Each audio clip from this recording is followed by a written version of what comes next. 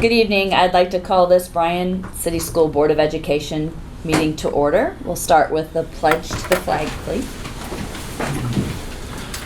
I pledge allegiance to the flag of the United States of America and to the republic for which it stands, one nation, under God, indivisible, with liberty and justice for all.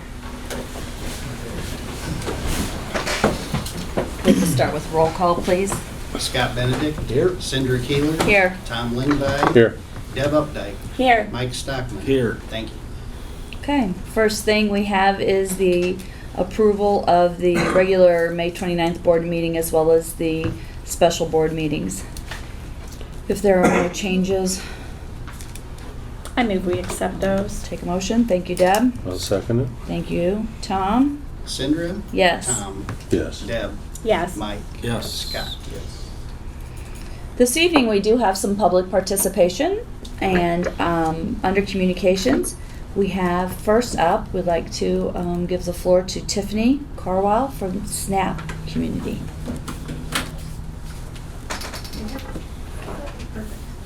Hi, my name is Tiffany Carwile. I am a local Bryan, Ohio resident. I represent a group called SNAP, which is Special Needs Active Parents.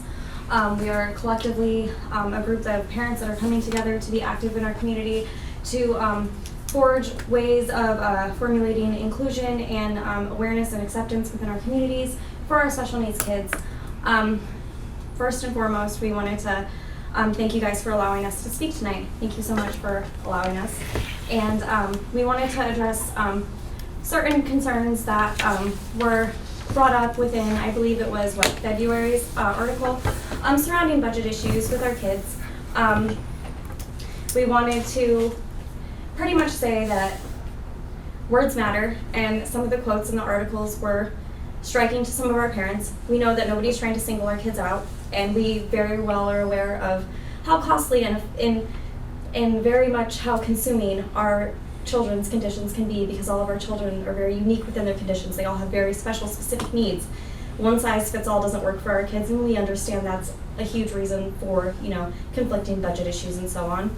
And this isn't just a Bryan issue, like it said in the article, very correct. This is a nationwide epidemic that expands outside of Bryan, outside of Williams County, all across Ohio, and all across our state and our country, collectively together. Now, what we would like to do is tackle these issues and come together with the board, with the school district, and find ways to meet in the middle. If there's an issue, we would like to help address it, and maybe put forth efforts to do fundraising for our special needs community and our kids. If there is issues with the budget, we want to help. We want what's best for our kids. We want our kids to have everything that they need to thrive. And that doesn't just fall on the board or the district, it falls on the parents as well. We are all together in this. We want you guys to know that we want to ally with you. If there's an issue, we need to address it. But at the same time, we want you guys to know that words matter. Our parents already feel singled out in many ways, not specifically by any like the school, but just in the community in general. Our kids already have a stigma attached to them. It is very hard to find inclusion within rural areas. And when articles like that surface, it shines a negative light on our community and our kids. We don't want that. We want our kids to be accepted and included. We would like to have community awareness for our special needs kids and bring together the community, both neurodivergent and neurotypical, so we can come forth to pave new ways to not have this stigma attached to our kids and our communities in and out of school. Promote inclusion, promote fundraisers if it needs to be. I have raised various amounts of money for various different autism-based nonprofit organizations, and I would totally love to do that for our school district as well. Anything that we can do, we need to come together. We are a team. Our kids are just as important as the neurotypical community. We don't want to feel like they are being singled out. We live very hard lives as it is, and we are very aware of how cost effective it is to be in the autism realm in general. I literally have lost everything in my life because of autism. My freedom, my ability to work outside of the home, my daughter's freedom, my son's freedom, my home.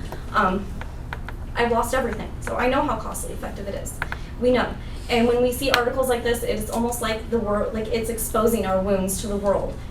And it's hard. And we know, we very well know that if we don't come together, that nothing's going to get better. And that's what we want. We want to collaborate and try to find new ways to help our kids. If we are having struggles within the district, the parents, teachers, and the board all need to come together to find solutions. We are all in this together. We're not against each other. We are for each other. We are special needs active parents, and that's what we plan to be, in big and small ways, and anything that we can do to promote inclusion within our school district, within our city, within Williams County, and hopefully it expands. Hopefully we inspire other districts to do the same, because that's what needs to happen.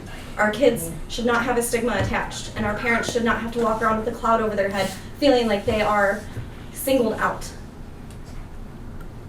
That's where we're coming from, and that's why we're here, and we really, really, really just, we want inclusion. We want everyone to come together, whether you're attached to the autistic community or not. Everyone can make a difference, everyone can care, everyone can promote inclusion.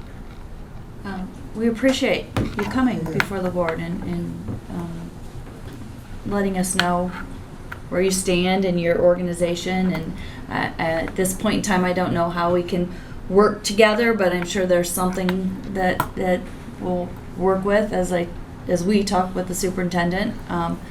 I can honestly say, personally, I don't remember in full what the article said as to quotes, but There's just one specific one that I'll bring up in just a second. okay. But I will say that the Bryan Times supported us by putting an article in the paper talking about our special needs program and the cost. That wasn't a negative from us. I just want you to know that wasn't a negative from us, the school district. If anything, it was a positive, so we could put a light on it that Yes. there is an expense. Mhm. We're not cutting anything. We're not didn't diminishing say it that. any. They were helping us get the word out that there is a need in our district, and that we are trying to move forward in helping our special needs students and families. But there was a cost to it. So it was an awareness thing, if anything. It And wasn't a that's- negative for us, so. And that's exactly why we're here, honestly. Is Okay. That's how I perceived it. I'm speaking on behalf of other parents as well, Okay, who I just- who did have certain feelings about it, because it's really hard to read an article like that. I mean, take everything else aside from it and put yourself, I guess, in one of our positions and reading that article. It's hard to not let that kind of hit close to home. And anyway, it's hard to perceive exactly what something or someone specifically means. All they hear is that our kids are the problem, kind of thing. And it's not that that's how you feel, and that's why I announced that Right. right away. I completely get it. Like I said, this is not just a Bryan issue. This is a nationwide issue, and it was said in that article. I completely agree with that, and that's Right. why I said too. That's why we're here. If there's a problem, we want to address it. We want to help. We want to be, like I said, special needs active parents. We want to actively help the district and the schools and our kids and everyone thrive. And ultimately, that's going to help our parents thrive, because our parents suffer from a lot of things like depression and so on, and anxiety. Our children's sensory issues kind of steamroll over onto us. So when certain parents and they read articles like this, like I said, it strikes a chord with them. But there was one quote that was said. That's the one that my parents had an issue with. Was BCS officials say that students with cognitive issues that impair learning, those with disabilities or behavioral issues, and those who are simply on the lower end of the academic achievement is putting a strain on the district's overall budget. That was the specific quote that a lot of parents kind of took to heart. And you can kind of see why, the language a little bit. And it was a quote. So it wasn't Okay. just somebody formulated later on, but we're all here to be together. We're not against you guys. We're not. Okay. We're not. We Maybe really the want word to help. strain was the wrong word in this particular comment, but it again, we wanted to Right. draw awareness that There it is a is strain. there can be a perception out there of people thinking money could be going in areas they shouldn't be going. We want the community to know that we are working to better the education of our special needs students, and there is a cost to that. Yes. So it was more of awareness article than anything. So And that's, like I said, that's why we're here, is to help bring positive awareness. We want to help bring positive awareness and show our parents that Bryan City, you know, that we want positive awareness, that we back that. We want to show that you guys want positive awareness because that's what we want to. And I plan to kind of bounce some ideas off Diana at a later date as to what we can do to help benefit Bryan City School and help benefit the special needs community in any way, shape, or form that we can do in a positive and inclusive manner for our entire area, and Sure. all of Bryan should be more inclusive. So, and that's why we're here. Okay. Okay. Thank you. Appreciate it. Is there anything else No. anybody sorry, wants does to add right anybody have now? anything? No, Any I think questions? That's fine. Thank you. Thank you, Tiffany, for your Thank you. bringing that to us and your concerns. Okay. We are going to move on with our communications. We have a very special agenda item tonight that I'm going to let Mrs. Savage go ahead and take the lead on here. So we are honored tonight to have the ability to recognize William Burns. So William, if you want to step up front. William can tell a little bit of his story, but we are recognizing him tonight with a diploma from Bryan City Schools that will be awarded by the Board of Education. Do you want to tell a little bit about your story, about why you were never able to finish high school? We'll have you turn around and face the camera right here. And the family. It's all about you. Yep. Well, years ago, I think back in '54, I was 17 years old. And I had to quit school going into the 11th grade and go to work because my dad was having a serious operation. Well, at the time, he had been in the Navy, and I also wanted to join the Navy. So when I turned 17, we went down to Naval Base. He signed for me, and rest is history. I put a total, well, with reserve in time, about 13 years in. And like I say, it's different. I mean, I think all the boys and girls in school, if they can, graduate and get in the service. I mean, it's a good opportunity for them. They learn discipline. I mean, there's jobs for them out there. They can get an education and things like that. And I think it's a real good job. I mean, I recommend it to any high school graduate that can get into the service and enjoy it. But if I had to do it again, I would do it again. I really would. I would really go back in again. And like I say, that's a little bit of my story. And What did you used to do? pardon? What did you used to do? What did I do?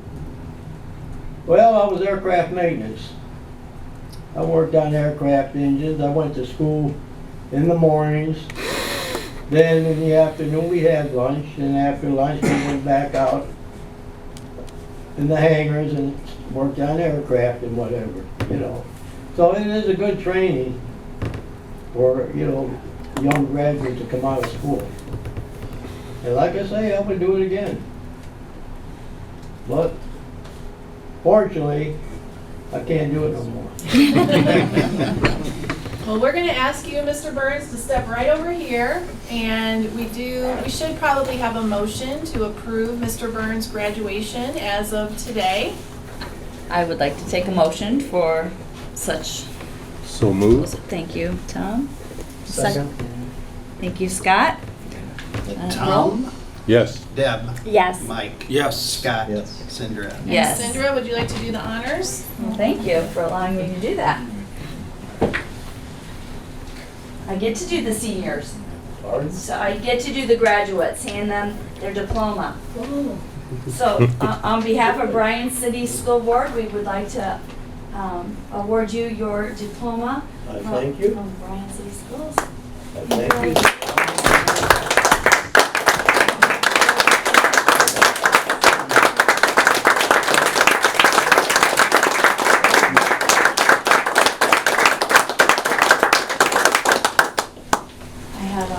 sleeve if you'd like to keep it nice. If you notice, your name is on there. It's an official Bryan City School diploma. And thank you. Well, I want to thank you all for coming. Thank you. Thank you. I never expected this, really. You've always wanted your diploma, Dad. And you've got one. Yeah, I know. I don't know. I look at the kids in school for 12 years, and graduate. And of course, I put my time in the service. And to me, it's not really a comparison to the kids that go to school. I give them all the credit in the world, But He used to take care of kids in high school. Huh? He was a security guard for the school. yeah, I know. Yeah, I was in Angola High School. I worked 4 years security out there. Nice. Then I went to the hospital and worked security in the hospital. So, all in all, life has been fine. Good. But this was a surprise. Well, congratulations. Thank you. Thank you very much. You're welcome. We appreciate it. Yeah, it was. Okay. So this is your opportunity How you to doing? sneak out, or you're welcome to stay for our whole board meeting if you would like to. Yeah. But I appreciate it. Thank you. Thank you. Thank you. I'm talking to you tomorrow? I don't know. We'll have us a good old time tomorrow. You got it. I'm ready for it. Thank you all. Thank you. Thank you, Mr. Burns. Thank you. again. Congratulations. Thanks.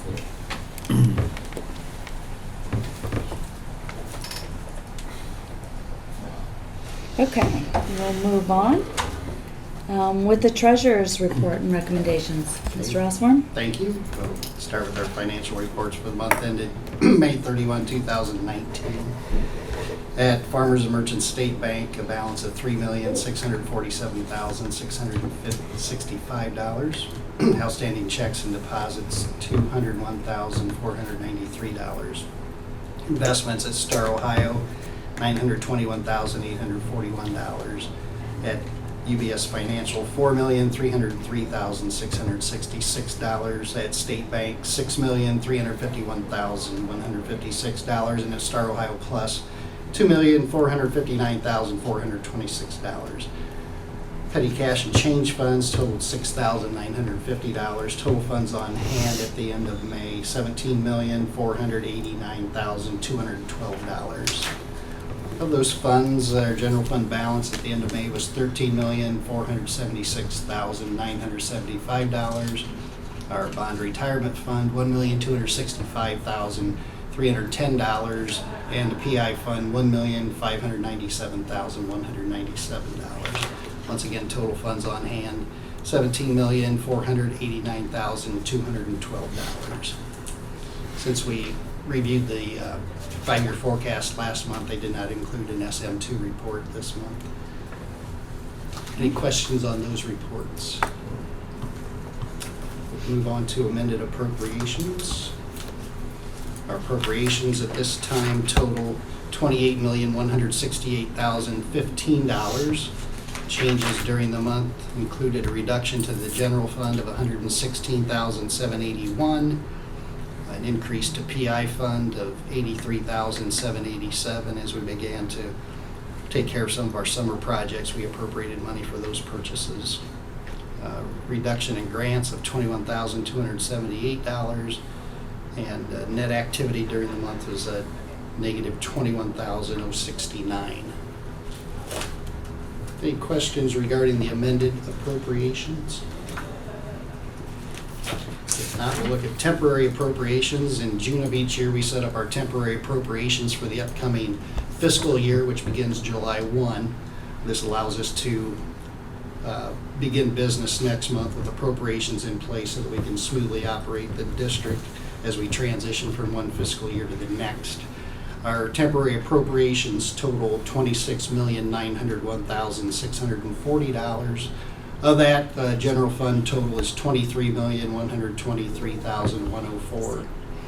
So the general fund makes up the largest amount there. As compared to prior year, last year our general fund appropriations on a temporary basis were $22,341,120, and our total appropriations last year for temporaries were $26,370,096.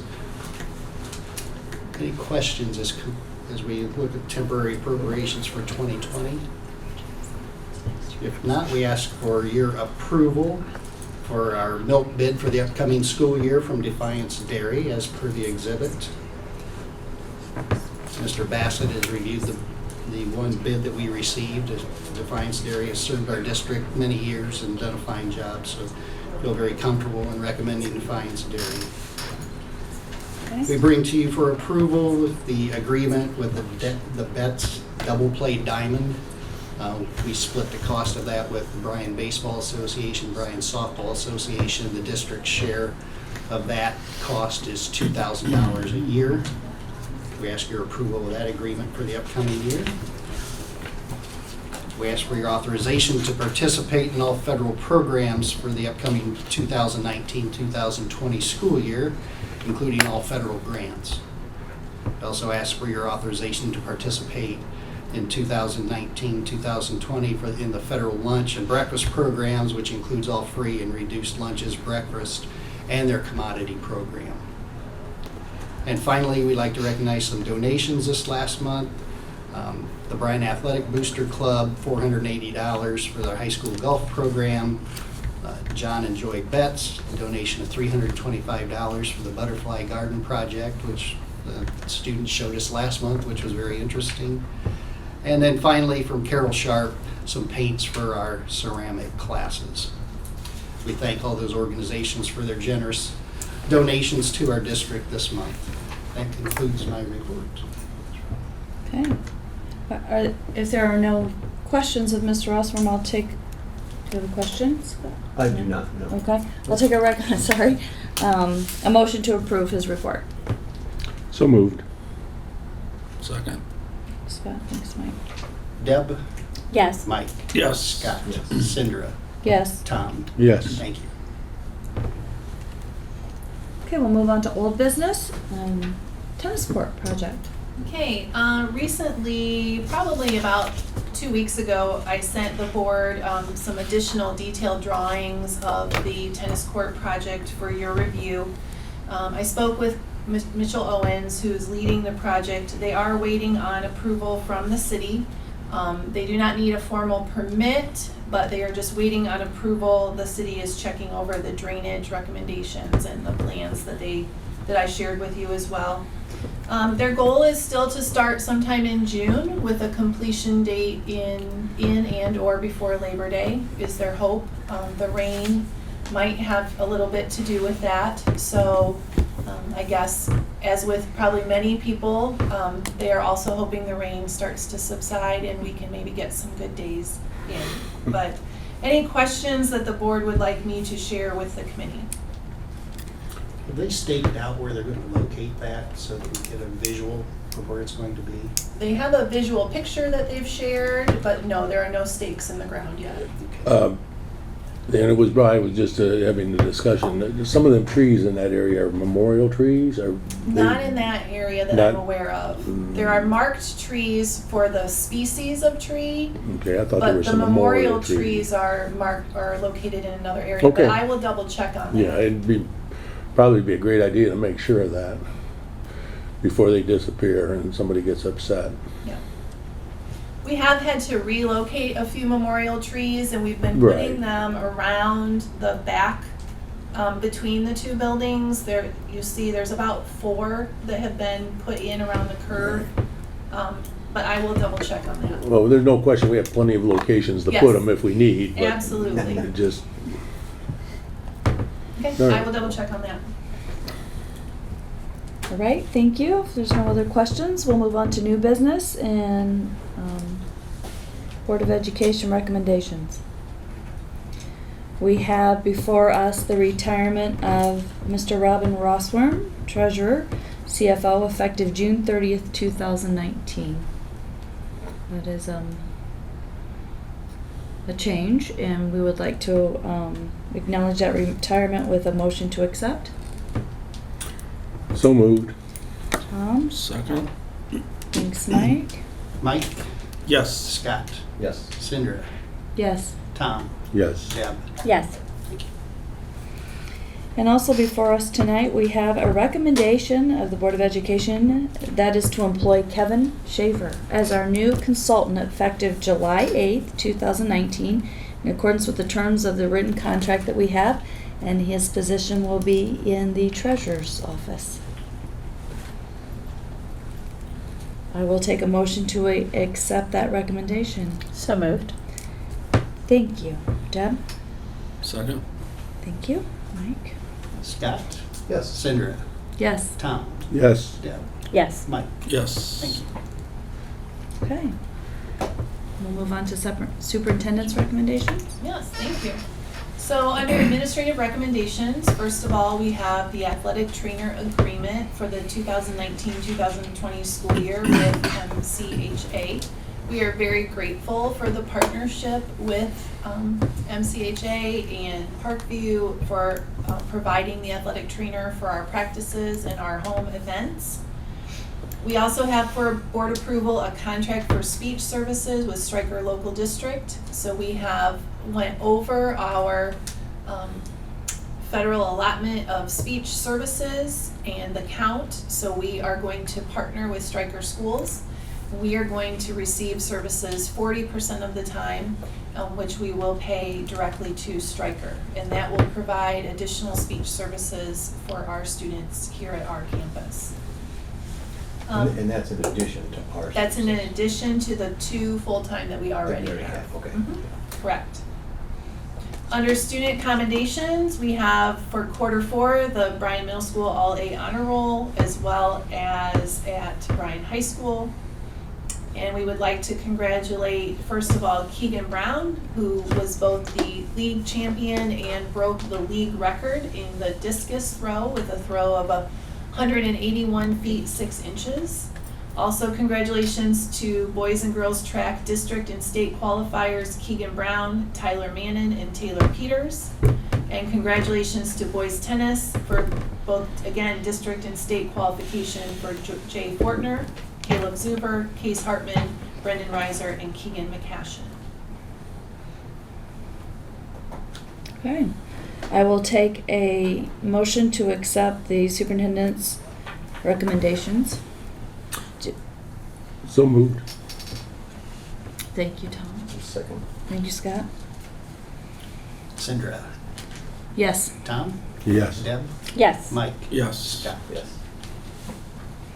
Under personnel recommendations, we have an additional custodial student summer worker, Connor Barlow Pelland, on an as-needed basis at minimum wage. Transfer of staff, Tasha Mufeld will be moving to high school secretary with 9 years of experience effective July 29th. We would like to offer a 1-year limited teaching contract effective for the 1920 school year to Paige Gansmiller. She will be serving as a 3rd and 4th grade intervention specialist. She comes in, this is her first full-time teaching job, so bachelor's level, 0 years experience, pending her licensure. And then Garrett Gleckler is a middle school, high school guidance counselor. He's at the master's level with 2 years experience pending verification of that employment. He comes to us from Indiana. On your addendum, I would like to add as well a 1-year limited teaching contract effective for the 1920 school year to Stephanie DePaul as our middle school, high school band teacher. She's a graduate of Bowling Green State University and comes highly recommended. She'll be at bachelor's level, 0 years experience. A supplemental contract goes along with that for head band director, as well as an extended time contract for 10 days for the 1920 school year. Back on the regular agenda, certified personnel Kayla Beatty as a 3rd grade reading tutor for this summer for those students who have not yet passed the 3rd grade reading test. 10 hours total at tutor rate effective July 8th through July 11th, at which time those students will have 1 more opportunity to pass the test prior to school starting in August. Extended time contracts for our guidance counselors, social workers, media specialist, and speech. Again, because the speech contract that we just approved is through Stryker, that will be something that they will take care of. That's why you only see the 2 listed for us. But that is 10 days for our social workers and guidance counselors. That helps get students enrolled and get their schedules ready, and end of the year final reports. And then Ann Bible is our media specialist, and then our 2 speech therapists. We have some additional supplemental contracts for the 1920 school year for junior high volleyball, assistant football, assistant girls tennis coach, co-weight room coordinator, assistant girls soccer coach, junior high football, high school cross country assistant, head boys soccer coach. We'd like to recommend Luke Collins. Luke is a graduate of our school and the program, and also played soccer at Trine University in college. And then set musical director Bernie Davis. I got those already. Yep, thank you though, because last time I missed them. I have unpaid parenting leave requests from Emily Nagy for this school year. She's a 4th grade intervention teacher. Resignation of Betsy Smith as co-weight room coordinator effective May 30th. And Mike Tippin as a girls soccer athletic volunteer. Are there any questions regarding those personnel recommendations? If not, I will take a motion to accept the personnel recommendations by Mrs. Savage. So moved. Thank you, Mike. Second. Second? Thank you, Deb. Tom? Yes. Deb? Yes. Mike? Yes. Scott? Yes. Cindra? Yes. Under policy items, we'd like to approve the 2nd reading and have board take action on policy 2430, which talks about district-sponsored clubs and activities, and 7510, the use of district premises. Those were sent to you as well for your review.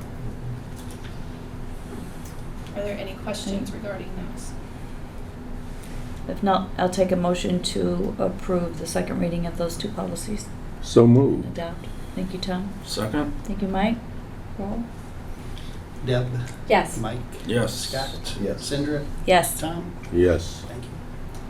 I do have a little bit of a financial update, legislative update from Columbus. I was there today, so this is what they would term hot off the press, right, Josh? I met with State Superintendent Paulo today, and just a couple of items. I'll try to be brief. First of all, they are in the process of reviewing operating standards for schools. Those will be released soon for our review as school districts, and they will also be a public release for community members to review. It's covering ORC 3301.35, and it really just talks about, specifically for public schools, rules 2 to 6, about how we're governed, what is expected, what is mandated. So we want to keep an eye out for those so that we can look and see what revisions are being made at that level. We talked about graduation requirements, which is still in process. There is an emphasis on going down to the federal minimums for testing, for assessments, which would be a real positive for our students. But again, that's yet to be seen. That's coming through in the budget bill. There is some conversation about making changes to the report cards. Again, that will be included in the budget bill, which has not yet been released. And then getting to that, we are in a waiting process. We should see, they felt we should see a Senate omnibus amendment come out this week, which would then go to the Senate floor for a vote. They then feel the House will most likely not agree with the Senate omnibus amendment, which will put us into conference committee. And given that today is June 17th and the budget expires on June 30th, the quote was the conference committee is going to have its work cut out for it to try and get everything passed and finished within the next 2 weeks. The state board has its proposal. There's another group they mentioned that I did not catch the name of that is supporting a separate plan. They're hoping, like I said, that it would come out this week. The Cup Patterson, which has been in the news lately, is still, they said it's still in the discussions, but it is very unlikely that this will be included in this biennium budget. The state revenue projections are still looking very strong. The governor is really pushing for wellness dollars for students, to support students with more guidance counselors, more social workers. So again, we'll wait to see if that is in fact included in the budget. The state superintendent shared with us his goals for this upcoming school year. Just wanted to make sure we were aware of those. So I would say over the next few weeks, we should have some news, but they're waiting because they really feel that there could be a lot thrown in at the end into this budget bill. So stay tuned. Sounds like you had a busy, productive day in Columbus, It was a great day. It was gleaning just a long drive, but information. it was a Okay. great day. They're not making it. Yeah. No question about it. Okay, under board meeting dates, we have our board retreat coming up on June 27th. That will be held at the Updike Farm, so we look forward to that. Our next regular board meeting will be July 22nd here at the Field House. Our Business Advisory Committee will set dates, as well as our LPDC committee. And I will just say on one note, I was thinking about that today as I was working. We do need to think about nominations for our local Business Advisory Committee meeting. We typically make those nominations in July and August. So we're looking for around 4 to 5 community members who, it's a quarterly meeting, so it's 4 meetings a year. They're all held in the morning. We'll need to get those invitations out so that we can schedule that first meeting in or around August, September. Yeah. And because we're published as the third Monday of the month, I want to point out that July 22nd does fall as the fourth Monday in July. Yes. So it was a change. So Thank you. okay. 22nd? Yeah. July 22nd will be our 22nd. July meeting. Correct. 7 p.m. Okay. Is there any other open board questions for Mr. Savage and Mr. Rossworm? If not, we have a reason to go into executive session under A, the appointment, employment, dismissal, discipline, promotion, demotion, compensation of employee, that list. I will take a motion to go into executive session. So moved. Thank you, Mike. Second? Thank you, Scott. Mike, Yes. Scott, Yes. Cindra, Yes. Tom, Yes. Jeff. Yes. Thank you. I'm not expecting any action. I'm sorry, lost my word. Any action. Okay. Appreciate you tuning in tonight. Thank you.